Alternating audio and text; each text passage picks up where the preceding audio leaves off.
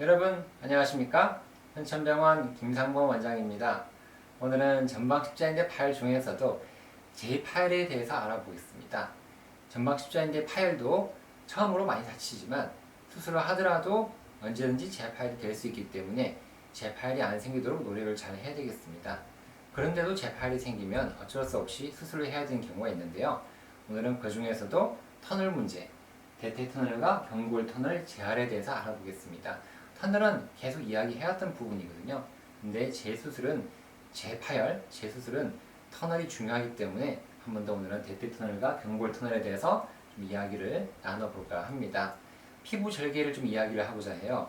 우리가 수술할 때는 피부 절개를 어떻게 내는지가 중요합니다. 그래서 앞쪽에서 보면 피부 절개를 보통적으로 이렇게 많이 내거든요. 이렇게 내는데 경우에 따라서는 이렇게 되는 경우도 있어요. 이렇게 되는 경우도 있고, 또 제가 수술하는 경우에서는 어떤 경우에는 이렇게 되는 경우도 있더라고요. 그래서 어떤 경우든지 간에 우리가 수술을 할 때는 기존에 있던 피부 절개를 많이 따라가는 게 좋죠. 만약 피부 절개의 부위가 이 정도밖에 안 되더라. 그러면은 어쩔 수 없이 조금 더 길게 연장을 해야 되겠죠. 이렇게 연장해서 이 정도 부위를 좀 정도 연장해서 수술하는 경우도 있고요. 근데 또 어떤 경우는 또 피부 절개가 앞쪽에 돼 있는 경우가 있어요. 앞쪽에 돼 있으면 이걸 우리가 수술하는데 터널의 위치가 많이 뚫는 위치가 여기다. 그러면은 여기서 당겨가지고 그대로 수술을 하기도 해요. 근데 너무 여기가 안 되고 그럴 경우는 어쩔 수 없이 여기다 새로운 피부 절개를 내기도 합니다. 이런 경우 어떤 경우냐면요. 우리가 슬개건을 이용한 자가 슬개건을 이용한 재분술을 하는 경우인데요. 그럴 때는 이 앞쪽에 기존의 절개선이 생각보다 길어요. 윤도적으로 길기 때문에 쫙 째게 되면은 요까지가 우리가 벌릴 수가 있거든요. 그래서 수술이 가능하지만 우리가 요것만 열고 우리가 수술을 해야 되거든요. 왜냐하면 기존에 요거를 다 열 필요는 없단 말이에요. 슬개건을 노출시켜가지고 자가건을 떼는 것이 아니기 때문에 그럴 때는 새로운 피부 절개를 쓰게 되는 그런 일이 벌어지겠죠. 가능한 기존의 피부 절개를 쓰는 것이 당연히 좋겠죠. 환자분들 입장에서도요. 그 대퇴골 쪽에는요, 우리가 절개선이 새로운 게 필요할 수가 있어요. 피부가 이렇게 있어요. 피부가 이렇게 있으면 터널 여기서 썼는데 대퇴 터널을 이렇게 뚫어요. 이렇게 뚫어서 우리가 하는데 터널을 만일에 뚫는데 기존에 안쪽에서 바깥쪽으로 가는 방법을 쓸 때는 기존의 대퇴 터널을 새로 뚫을 수는 없어요. 하지만 바깥에서 들어가는 그런 아웃사이드 인 테크닉이에요. 아웃에서 인으로 가는 테크닉을 써서 사용할 때는 우리가 이쪽에서부터 터널을 우리가 뚫고 들어가거든요. 그럴 때는 피부 절개가 새로운 게 필요할 수가 있습니다.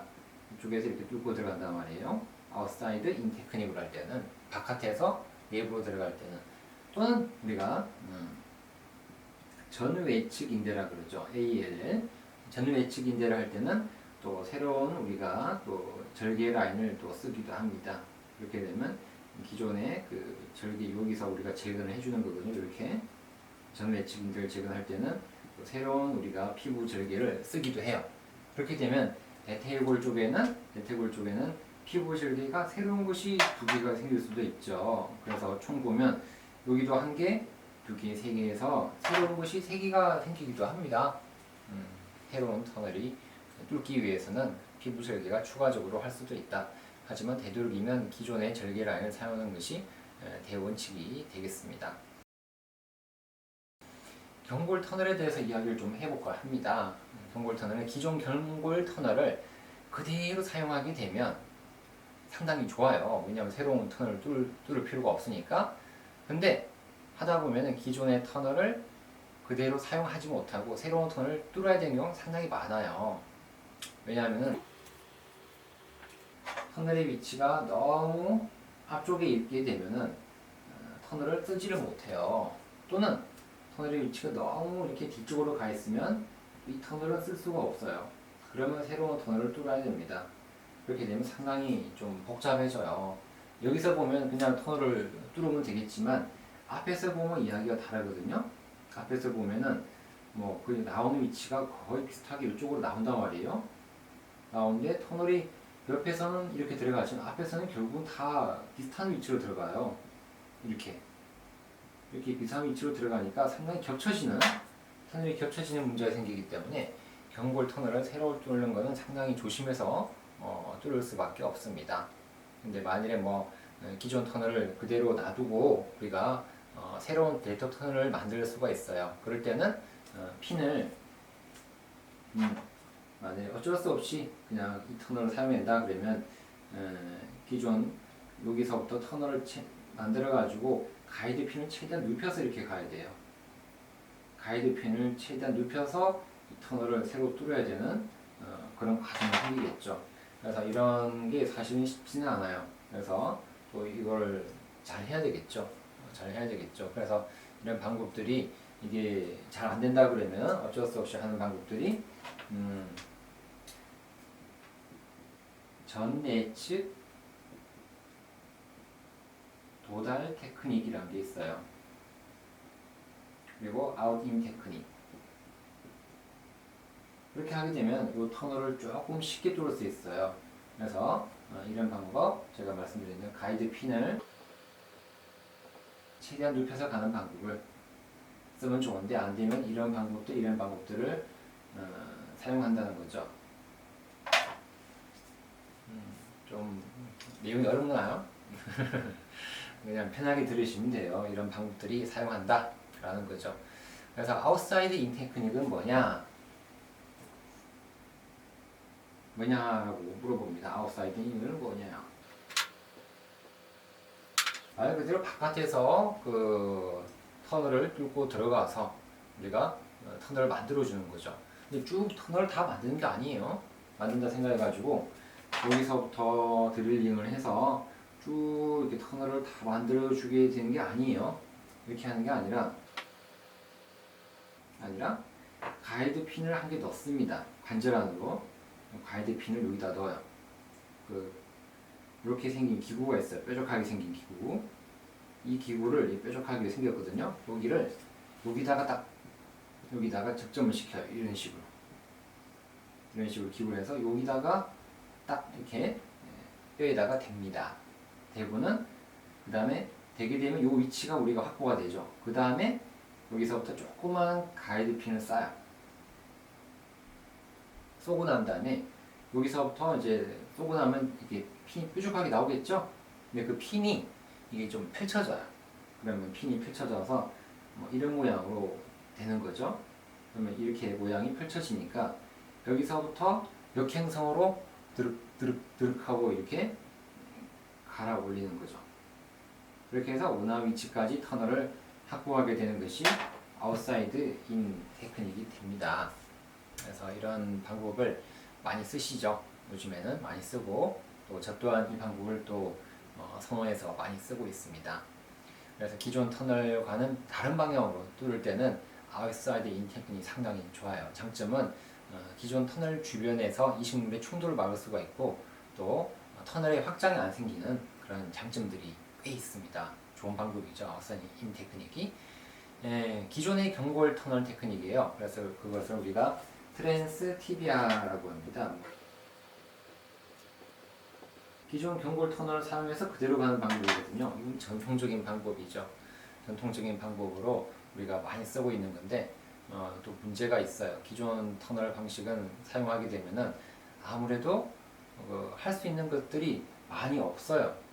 여기를 가야 되고 저기를 가야 된다는 것이 실제적으로 쉽지가 않거든요. 그래서 어쩔 수 없이 아웃사이드 인 테크닉을 많이 쓰고 있습니다. 저는 이 방법도 쓰고 이 방법도 쓰고 같이 쓰고 있습니다. 같이 쓰고 있어요. 고정물을 어떻게 할까요? 여러분, 만약에 기존의 터널 안에 뭔가 남아있어요. 남아있으면 이거 어떻게 해야 될까요? 이거 제거해 줘야 되거든요. 최대한 제거를 해줘야 돼요. 다 없애자. 최대한 제거를 해줘야 되는데 잘 안 없어져요. 남아가지고 붙어가지고 뜨뜻하게 붙어 있습니다. 잘 안 없어지고 상당히 힘들죠. 특히나 비흡수성이라고 그러죠. 그런 금속 같은 경우에는 반드시 제거를 해야 돼요. 안 그러면은 터널을 새로 뚫지를 못해요. 터널을 뚫으려고 했는데 뭔가 터널 안에 이렇게 금속 나사가 있는 거예요. 이렇게. 기존에 우리가 터널을 새로 뚫으려고 한 곳은 만일에 여기란 말이죠. 여기를 뚫어야 되는데 이 녀석이 반이 걸려요. 반을 잡아먹고 있죠. 그러면 상당히 화가 납니다. 화가 나죠. 이것만 위치만 좀 달랐으면은 스크루는 제거 안 해도 되는데 어쩔 수 없이 제거해야 되니까 어쨌든 방해가 되면 제거하고요. 또 기존 안에 있던 터널에 있던 잔존 그런 인대들이 있어요. 그건 다 제거를 해야 되겠죠. 그래서 만일에 그 새로운 대퇴 터널을 뚫을 때 기존의 터널과 겹칠 때는 어떻게 하냐? 터널이 겹쳐지게 되면은 뭐 두 개가 울퉁불퉁해지는 거예요. 이거를 뭐 제거를 했다 하더라도 제거를 했어요. 제거하면 이렇게 되겠죠.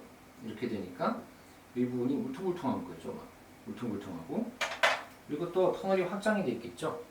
터널이 넓어지게 되는 터널 확장, 터널 와이드닝이 생기게 됩니다. 그래서 여기는 이렇게 메탈 스크루를 썼을 때는 우리가 고정력이 약해질 수밖에 없어요. 만일에 여기다가 넣고 다른 단선 나사를 사용해서 고정하는 경우가 있는데 고정이 잘 안 될 수가 있어요. 그럴 때는 어쩔 수 없이 그런 다른 방법을 쓰죠. 이렇게 해주는 리지드 픽스, 여기다가 넣어주는 엔더 버튼 이런 방법을 쓰고 아니면 두 개 다 사용하는 그런 이중 고정 방법까지를 많이 사용할 수 있겠습니다. 그래서 경골 터널은 우리가 또 한 개의 우리 간섭 나사라고 그래요. 간섭하지 마 할 때 간섭 나사. 그래서 여기에 터널을 뚫고 여기다가 우리가 스크루를 넣습니다. 이런 식으로 이걸 우리가 간섭 나사라고 그러는데, 근데 바이오 스크루 간섭 나사라고 하는데 여기만으로 고정이 안 되기 때문에 여기다가 핀을 고정하는 거죠. 핀, 스크루. 그래서 뭐 십자인데 핀 하면 이거 핀이에요. 여기는 경골 터널에 있는 핀이에요. 대퇴골 터널에 있는 이런 핀들이 아니라 경골의 터널에 있는 핀을 제거한다라고 이야기합니다. 이걸 우리가 포스트 타이라고 하죠. 뭐 인대를 당겨서 밑에서 딱 잡아주는. 그래서 우리가 포스트 타이다. 이렇게 해줍니다. 이렇게. 그러니까 추가적인 고정을 많이 하게 됩니다. 왜냐하면 고정 후 터널과 이식물의 간격이 큰 경우에는 또 다른 방법을 쓰기도 하는데 그걸 우리가 뼈이식이라고 해요. 뼈이식. 이걸 하고도 안 되면 뼈이식을 뼈를 넣어서 안에다가 넣어주기도 합니다. 뼈를 넣어주기도 합니다. 아무튼 뭐 여러 가지 방법을 써가지고 복잡하죠. 복잡한데 뭐 수술이 좀 힘들어요. 제 수술은 뭐 힘들 수밖에 없고 어쨌든 다 해야 돼요. 이것도 하고 저것도 하고 생각해가지고 여러분들 보니까 복잡하죠. 무슨 말하는지 알겠습니까? 좀 어려운 내용인데 좀 사실 오늘 좀 어려운 내용이에요. 어려운 내용인데 어쨌든 이런 거를 좀 이해를 하시면은 제가 뭐 수술하는데 여러분들이 수술 끝나고 이해를 하실 거예요. 내 몸의 상태를 이해를 하게 되면 좀 더 재활도 편하고 내가 하고자 하는 그런 목표가 생기죠. 목표가 생기기 때문에 이런 이야기를 하게 됩니다. 수술한 다음에 고정은 우리가 완전 신전해야 돼요. 완전 무릎 다 펴줘야 돼요. 이렇게 수술하고 난 다음에 보면 제가 구부리고 있는 환자들이 있거든요. 이게 편하니까 그러면 안 돼요. 다 펴고 있어야 돼요. 다 펴야 신전이 됩니다. 그래서 깁스는 언제까지 하냐? 우리가 통증 및 부종이 소실될 때까지 보통 1, 2주 아주 반깁스 합니다. 반깁스 하고 그 다음에 부종이 좀 소실되고 통증이 좀 다운되면은 그때는 보조기 하죠. 그래서 모션 컨트롤 브레이스라고 해요. 모션을 잡아주는 컨트롤 할 수 있는 브레이스 보조기죠. 그래서 그때부터는 운동 제한 보조기입니다. 운동 제한 보조기, 전방 십자인대 보조기 있죠. 검은 거 여러분들 다 아실 거예요. 한 개씩 다 가지고 계시죠? 예, 많이 없다고요? 버리신 분도 있더라고요. 난 전방 십자인대 보조기나 보기도 싫어. 나는 제 파일 안 생긴다. 그래가지고 버리신 분도 있더라고요. 그래도 버리지 말고 계세요. 혹시라도 뭐 어디 놔두고 있다가 쓸 일도 있고 또 다른 사람이 또 쓰고자 하면 빌려줄 수도 있고 팔 수도 있고 하기 때문에 놔두면 좋아요. 이게 운동 제한 보조기가 좋은 게 우리가 점진적으로 각도를 조절할 수가 있어요.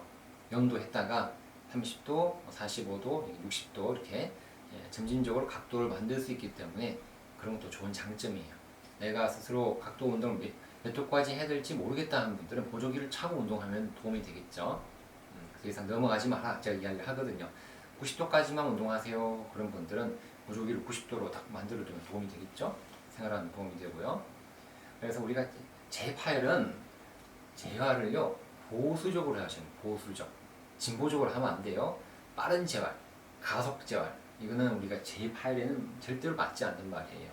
보수적으로 아주 천천히 군뱅이처럼 거북이처럼 천천히 가셔야 됩니다. 안 그러면 또 3차 파열 생겨요. 그래서 1차 수술에 비해서 상당히 소극적으로 가셔야 됩니다. 또 다른 구조물의 손상이 있어가지고 동반 재근한 경우가 있거든요. 뭐 전외측인데 또는 연골 봉합, 카티스템, 줄기세포, 천공술 등등 여러 가지 했으면 더 천천히 가셔야 되겠습니다.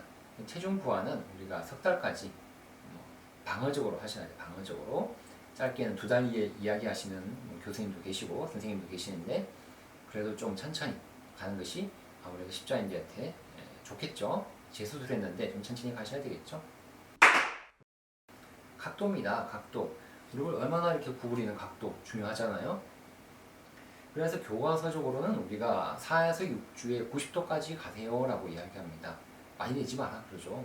4에서 6주에 90도라고 하는데 이게 이까지 하면 딱 좋은데 이게 잘못하면 굳어버려요. 잘못하면 굳어버리거든요. 그래서 저는 조금 빨리 갑니다. 그래서 혹시나 굳을까봐 한 2, 3주에서는 우리가 100도에서 120도까지 좀 얻는 것이 좋아요. 얻는 것이 좋고 그 다음에 연골이 안 좋으면 좀 더 천천히 가요. 만약에 뭐 이런 경우도 있어요. 연골이 아주 안 좋다. 상태가 너무 안 좋다. 십자인대가 수술했는데도 상태가 좋지 않다. 그럴 때는 각도를 아주 천천히 내요. 아예 내지도 않고 초반에. 근데 큰 문제 없이 일반적인 경우는 120도까지 내고 그 다음부터 많이 안 내는 거죠. 어느 정도까지 각도가 굳을까봐, 강직이 올까봐 그렇기 때문에 좀 각도를 내주는 방법을 쓰게 됩니다. 이거는 병원마다 달라요. 병원마다 다르고 환자분들마다 연골의 상태, 십자인대 상태마다 다 다르기 때문에 이거는 담당 선생님의 주치의 선생님의 의견을 잘 따르셔야 되겠습니다. 체중 부하 제한을 하셔야 돼요. 체중 부하는 보조기는 3개월까지 꼭 하시는 것이 저는 추천드립니다. 부분 체중 부하죠. 쿵쿵 디디면 안 돼요. 쿵쿵 디디면 안 되고 통증이 조금 좋아지면은 우리가 조금 살짝 딛는 정도를 할 수는 있겠지만 되도록이면 목발 꼭 잡으셔야 돼요. 보조기도 하고 목발도 잘 하셔야 되겠죠. 목발의 시간과 우리가 얼마까지 짚어야 되냐, 요거는 그 담당 선생님이랑 상의를 하십시오. 저는 좀 다르게 다 보고 있어요. 환자분들마다 좀 더 다 다르게 좀 이야기하고 있으니까 뭐 얼마가 좋다라고 딱히 답하기는 어렵겠죠. 전 체중 부하는 어쨌든 간에 3개월부터 하는 게 좋아요.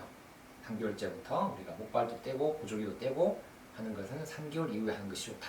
왜냐하면 이식물의 보호예요.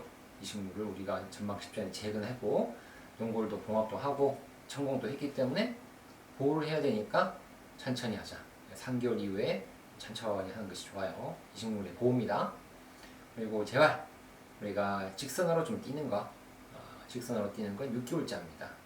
6개월째 이후부터 가능하다라고 이야기하는 거지 억지로 뛸 필요는 없어요.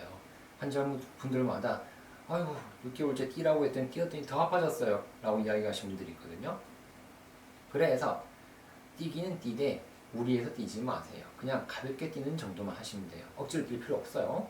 뛰라고 한다고 해서 그냥 가볍게 뛰어보고 아니 뛸 수 있구나 라고 하는 느낌만 가지면 돼요. 뛸 수 있구나 라는 느낌, 특히 제 파일에서 더 그래요. 뛸 수 있구나 그렇게 하고 방향 전환, 달리면서 갑자기 방향 휙 틀죠. 축구하다가 휙 틀고 이렇게 할 때는 1년 정도 보셔야 됩니다. 그래서 조금 제 파일 같은 경우에는 이 시간이 더 늦춰질 수도 있습니다. 아주 늦춰질 수도 있고요. 이거는 좀 병원마다 다 다르겠죠. 저는 좀 더 보수적으로 좀 제 파일은 가고 있습니다. 왜냐하면은 3차 파일이 안 생겨야 되니까요. 수술 2번 한다고 얼마나 힘들어요. 첫 번째도 힘들는데 2번째 하고 나면은 마음도 지치고 신체적으로도 지치고 여러모로 힘들거든요.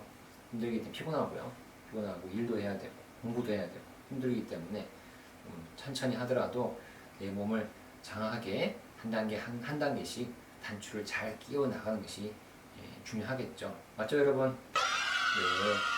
자, 좀 오늘은 조금 어려운 내용들을 좀 다뤄봤어요. 다뤄보고 재활까지 간단하게 알아봤어요. 재활을 여기서 다 이야기할 수는 없어요. 다 이야기하기에는 너무 시간이 부족하고 그런 부분은 또 따로 시간을 내 가지고 한번 이야기해 볼게요. 자, 우리가 여기까지 봤습니다. 이가 좀 더 되도록 영상을 준비했습니다. 영상을 준비했으니까 영상 보고 이해를 도와드리도록 하겠습니다. 전방 십자인대 재파일로 재수술, 재재건수를 받은 케이스를 살펴보도록 하겠습니다. 30세 남자입니다. 10년 전에 지방병원에서 전방 십자인대 수술을 받았습니다. 한 달 전에 계단 내려가다가 그만 무릎을 다쳤죠. 우두둑 소리가 났습니다. 얼마나 아팠을까요?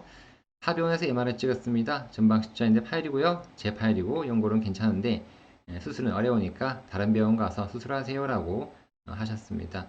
그래서 순천병원을 오셨는데요. 엑스레이 볼까요? 엑스레이 보니까 오른쪽이고 왼쪽이고 여기 왼쪽이에요. 왼쪽인데 이 간격이 상당히 좀 좁아져 있죠. 그 오른쪽에 비해서 살짝 좁아져 있고 더 하얗고 뭔가 좀 뾰족뾰족한 그런 관절염 소견이 보이고요. 아직 금속 핀 제거는 안 한 상태였습니다. 전장 엑스레이를 찍어봅니다. 찍어보니까 이 오른쪽은 중심 라인이 딱 지나가서 약간 안쪽으로 지나가요. 오른쪽도 약간 오다리 변형은 있는데 왼쪽은 좀 더 안 좋죠. 왼쪽은 좀 더 오다리 변형이 심해졌고 이거는 벌써 연골이 옛날부터 좀 안 좋았다. 또는 우리가 옛날에 수술할 때 연골 절제술을 하면서 관절 간격이 좁아지게 되는 내반 변형, 즉 오다리 변형이 진행된 거죠. 이건 꽤 수술하고 연골이 안 좋았다는 것을 암시해 줍니다. 그래서 엑스레이를 찍을 때는 꼭 이런 엑스레이도 필요하겠지만 전장 엑스레이를 찍어서 내반, 외반 변형, 즉 오다리랑 X다리 변형을 꼭 확인을 해봐야 되겠습니다. 전방 십자인대 완전 재발이 됐습니다. 여기에 전방 십자인대가 있어야 되는데 여기가 안 보이죠. 이게 오래돼서 상해도 없어진 거예요. 여기도 안 보이고요. 그래서 앞쪽에도 보니까 여기 골연골 손상도 생겨져 있네요. 뭔가 여기 구멍이 나 있죠? 안 좋습니다. 그래서 연골도 안 좋아요. 외측, 내측, 반열성 연골 파열이 안쪽과 바깥쪽이 다 있습니다. 바깥쪽에도 보니까 흰색 선이 보여요. 바깥쪽에도 파열이 되어 있고 안쪽에도 흰색의 도톰한 선이 보여요. 이런 경우는 이제 종파열이 있을 가능성이 높다라고 MRI에서 보여주는 거죠. 터널입니다. 대퇴 터널. 제가 터널 오늘 이야기 많이 했잖아요. 대퇴 터널이 너무 앞쪽이고 살짝 12시예요. 완전 12시는 아니고요. 약간 11시인데 약간 12시에 가까워요. 이렇게 예전에는 이렇게 12시에 가깝게 했거든요. 전방 십자인대 재건수를.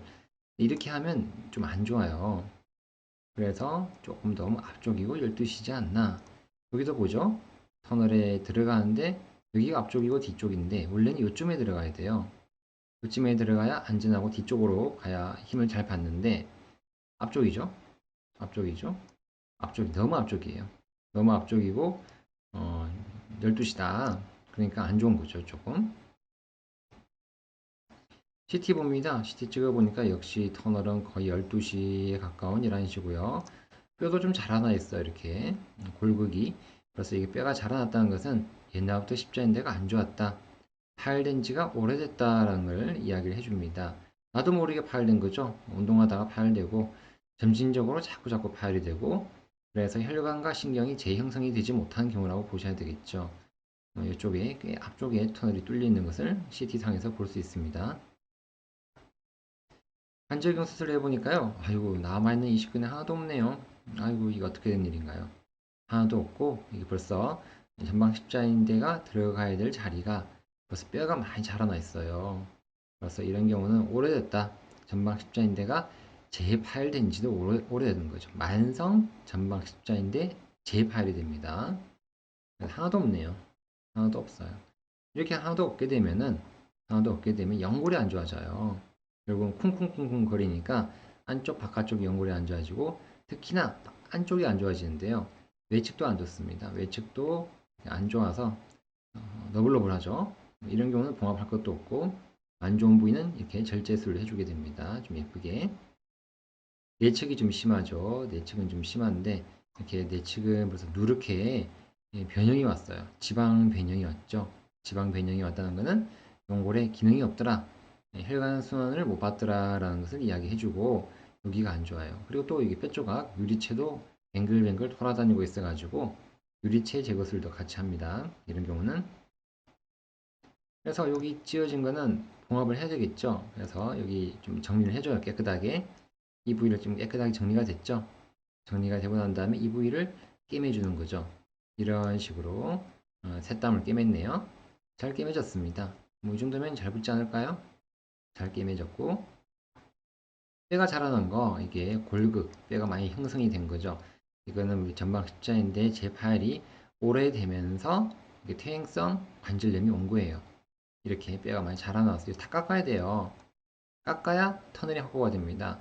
깎는 데만 하더라도 이거 한참을 걸려요. 이런 경우는 한참을 다 깎아야 돼요. 바깥쪽 깎고 위쪽 깎고 이게 왼쪽 여기까지 깎아야 되니까 꽤 많이 깎아야 됩니다. 한참을 깎아요. 한참을 깎았습니다. 깎아서 이제 터널의 위치를 확보해야 되거든요. 터널의 위치를 확보해 보니까 터널이 좀 어때요? 여러분? 위쪽이죠? 아까 전에 제가 엑스레이 그리고 MRI, CT 봤을 때 다소 12시에요 라고 했잖아요. 보니까 실제로 그래요. 실제로 거의 12시고 12시 반, 1시까지는 좀 못 넘어가는 상황. 그래서 이런 경우가 안 좋죠. 그래서 이 터널을 새로 쓰게 되면은 또 제 파일이 3차 파일이 됩니다. 그래서 새로운 대퇴 터널을 뚫어야 되거든요. 여기가 아니라 저 밑에 여기다 뚫는 거예요. 여기다 뚫어서 이렇게 만들었죠. 여기가 아니라 여기 뚫은 거예요. 여기 거의 2시, 3시 사이에서 이렇게 터널을 뚫게 됩니다. 그래서 전방 십자인대 재건술을 했죠. 그래서 이것을 재재건술, 재재건술이라고 하죠. 이렇게 잘 됐습니다. 잘 되고 남아있는 것도 좀 싸서 덮어놨는데요. 스스로 MRI 좀 볼까요? 쭉 보니까 경골에서부터 십자인대가 올라가고 기존 터널이 아니라 새로운 터널 위치 여기서 보니까 2시, 3시 사이 되죠. 그래서 이렇게 기존 터널을 피해서 그렇죠. 피하고 이렇게 만들어주게 됩니다. 자, 그리고 옆에서 보는 MRI 기존 경골 터널은 그대로 썼어요. 뭐 그렇게 나쁘지 않아서 그대로 사용하게 되고 근데 기존 터널이 앞쪽이죠.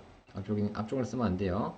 그래서 뒤쪽으로 빠집니다. 뒤쪽으로 빠져서 이렇게 전방 십자인대 재재건술이 잘 이루어졌네요. 이거 할 때는 우리가 꼭 주의를 해야 돼요. 너무 앞쪽이라고 해가지고 대퇴 터널을 그대로 쓰면 안 됩니다. 수술이 힘들더라도 이쪽에다가 이렇게 재재건술을 해줘야만이 그리고 너무 12시가 아니라 2시 그리고 또 반대쪽에서 보면 10시 이쪽이 아니죠. 여기가 12시면 2시 정도 해주고 여기 12시만 10시 정도 해주게 되면은 회전 불안정성을 잡을 수 있는 수술이 되겠습니다. 그래서 너무 앞쪽 말고 뒤쪽에 하고요. 또 너무 12시가 아니라 기울어서 해야만이 방향 전환, 피벗 시프팅 그런 회전 불안정성을 잡아줄 수가 있겠습니다. 이렇게 해서 우리가 이분은 전방 십자인대 재재건술을 하고요. 유리체 제거술도 좀 하고 연골도 안쪽을 봉합을 했고 외측은 절제를 하고 하는 여러 가지 수술을 한 번에 다 받으신 분이 되겠습니다.